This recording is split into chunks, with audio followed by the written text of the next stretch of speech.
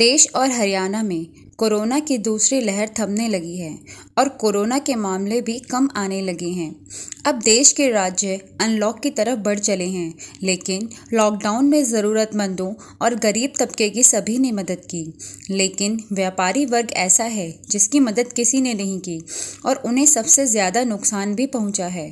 अब राष्ट्रीय जन उद्योग व्यापार संगठन हरियाणा इकाई के अध्यक्ष गुलशन डंग ने हरियाणा और केंद्र सरकार से व्यापारियों के लिए मुआवजे की मांग की है। जैसा कि आज प्रदेश सरकार द्वारा लॉकडाउन को आगामी 7 जून तक बढ़ा दिया गया है, हमने व्यापार संगठन के माध्यम से लॉकडाउन लगाने की मांग की थी। सरकार ने उसको लॉकडाउन लगाया भी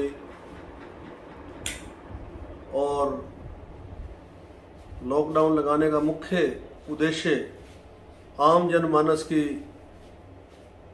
जिंदगी को बचाना था, जिसमें काफ़ी क्षति तो हुई है, काफ़ी जाने गई हैं, परंतु और जाने से इस लॉकडाउन से बची हैं और वायरस का जो प्रतिशत है वो कम आया है और वायरस की चैन तोड़ने में हम कामयाब भी हुए हैं।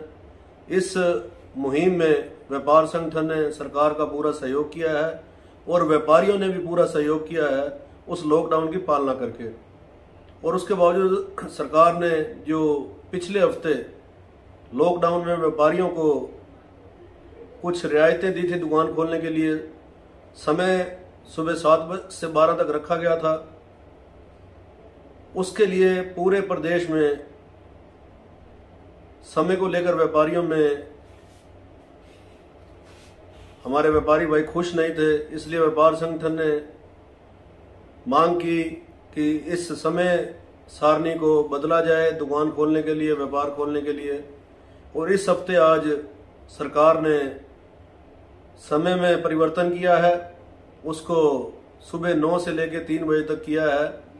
व्यापार संगठन ने ये मांग की थी।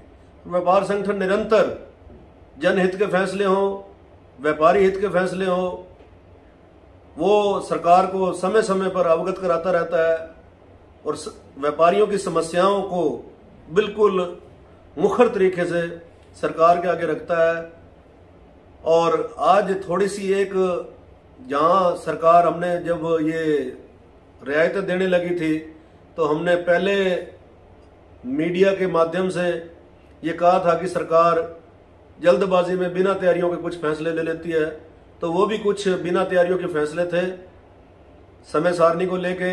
और अब सब जो आज जो फैसला लिया गया है उसमें सम और विषम का जो फैसला है वो बजाय तिथि के डेट के होने के बदले दिन और वार के बदले होना चाहिए। जैसे सोमवार को इवन नंबर हो और मंगलवार को ऑड नंबर हो, इस तरीके से ये इसको एप्लीकेबल करना चाहिए ताकि हफ्ते में जो 6 दिन बाजार खुलते हैं, 3 दिन सम और 3 दिन विषम, इसमें ये एक थोड़ी सी भ्रम की स्थिति थी व्यापारियों में। तो हम सरकार से और प्रशासन से अनुरोध करते हैं कि इसको दिन और वार के तहत इसको एप्लीकेबल किया जाए। इसके अलावा हम व्यापार संगठन के मंच से केंद्र सरकार से और प्रदेश सरकार से एक विशेष राहत पैकेज की मांग करते हैं, क्योंकि लॉकडाउन के उपरांत आज 1.25 साल हो गया है। पिछले लॉकडाउन में भी 20 लाख करोड़ का पैकेज देश को दिया गया था, परंतु व्यापारी के हाथ में धरातल में यथार्थ में कुछ भी नहीं मिला था। आज फिर वही स्थिति उत्पन्न हो गई है। व्यापारी पिछले ही 1 साल से मंदी की मार झेल रहा है, ऊपर से ई व्यापार और ई व्यापार कंपनियां उनका व्यापार बिल्कुल बंद नहीं हुआ। उनकी होम डिलीवरीज और ई व्यापार जो है बिल्कुल बदस्तूर जारी है और खुदरा व्यापार और व्यापार बंद, इनके हमारे प्रतिष्ठान बंद होने की वजह से ई व्यापार और काफी फल फूल गया, जबकि खुदरा व्यापार टैक्स भी देता है। और हमने अपने एक चंडीगढ़ में व्यापारी सम्मेलन किया था, तब हमने ये मांग की थी कि जो ई बिजनेस है, ई व्यापार है, उसके ऊपर 5% अतिरिक्त उसको टैक्स के दायरे में लाना चाहिए, ताकि खुदरा व्यापार और ई कंपनियां के बीच में प्रतिस्पर्धा बनी रहनी चाहिए। परंतु सरकार ने वो टैक्स नहीं लगाया। वो टैक्स लगाएंगे तो सरकार को भी उनका रेवेन्यू, उनका खजाना भरेगा और व्यापारियों में और जो कॉरपोरेट कंपनियां हैं इनमें एक प्रतिस्पर्धा बनी रहेगी। और अब हम सरकार से मांग करते हैं कि सरकार व्यापारियों को स्पेशल एक राहत पैकेज दे और कोरोना महामारी में जितने भी मृत्यु हुई हैं उनको मुआवजा दिया जाना चाहिए। और पत्रकारों के लिए विशेष तौर पे जो कोरोना की वजह से जिनकी मृत्यु हुई है, हम ये सरकार से मांग करते हैं उनको 15 लाख रुपए का जो है उनको देना चाहिए मृत्यु के ऊपर। और बच्चों के लिए जिनके माँ बाप चले गए हैं उनके लिए पेंशन और शिक्षा का प्रावधान, ये हम सरकार से मांग करते हैं। और जो व्यापारी मरा है, जो जीएसटी और इनकम टैक्स भरता है, सरकार जो व्यापारी उन कोरोना की वजह से जिनकी मृत्यु हुई है उनको भी सरकार जो है कम से कम 30 लाख रुपए का मुआवजा उनको दिया जाना चाहिए। यही हम सरकार से मांग करते हैं।